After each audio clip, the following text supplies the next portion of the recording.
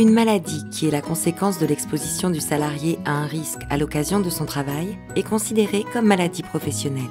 En France, en 2016, 110 605 demandes de reconnaissance de maladie professionnelle ont été déposées et 65 772 ont été reconnues.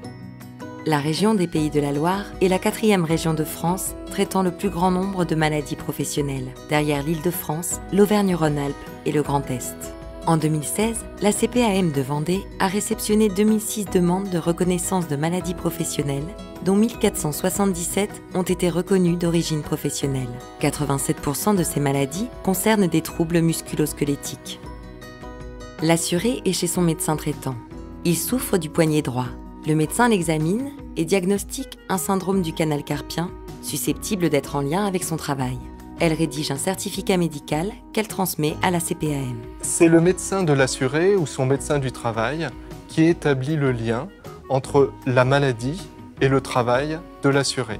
Le certificat médical rédigé est important puisqu'il figure la pathologie, mais également la notion de lien de causalité avec l'exposition professionnelle. Le service médical et la caisse primaire d'assurance maladie vont étudier le dossier et établir s'il existe réellement un lien de causalité entre cette pathologie et l'exposition professionnelle.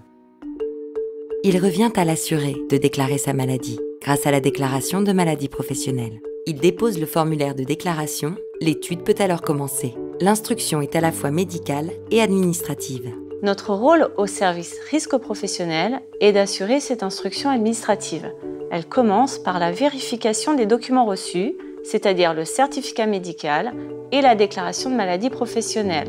À savoir que pour certaines maladies, il nous faut une 3e pièce obligatoire qui est le compte-rendu d'un examen médical. Nous avons un premier délai de 3 mois pour instruire le dossier. Si ce délai ne suffit pas, il peut être prolongé de 3 mois. Lors de l'instruction et en cas d'arrêt de travail, les indemnités journalières peuvent être servies au titre de l'assurance maladie.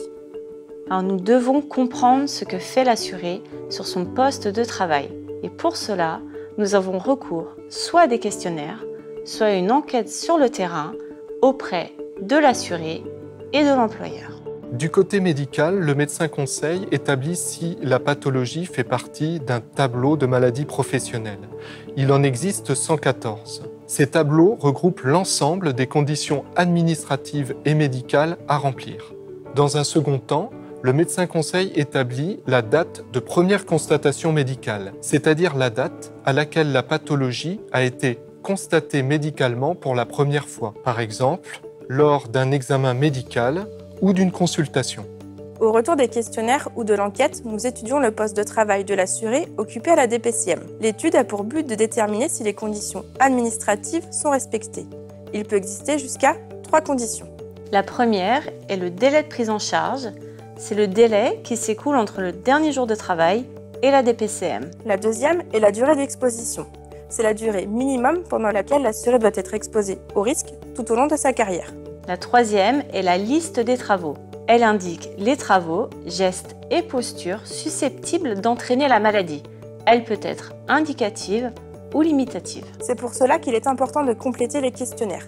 S'il nous manque l'un des éléments, questionnaire assuré ou employeur, l'étude est faite avec les éléments reçus. Lors du colloque médico-administratif, une décision commune est prise. Si la pathologie est prévue au tableau, 3 cas de figure se présentent. L'ensemble des conditions du tableau sont remplies, c'est un accord. Si les conditions médicales ne sont pas remplies, c'est un refus. Si les conditions administratives ne sont pas remplies, le dossier est orienté vers le Comité régional de reconnaissance des maladies professionnelles, C2RMP. Pour les pathologies hors tableau, le dossier est orienté vers le C2RMP dès lors que le taux d'incapacité prévisible résultant de cette pathologie est égal ou supérieur à 25%.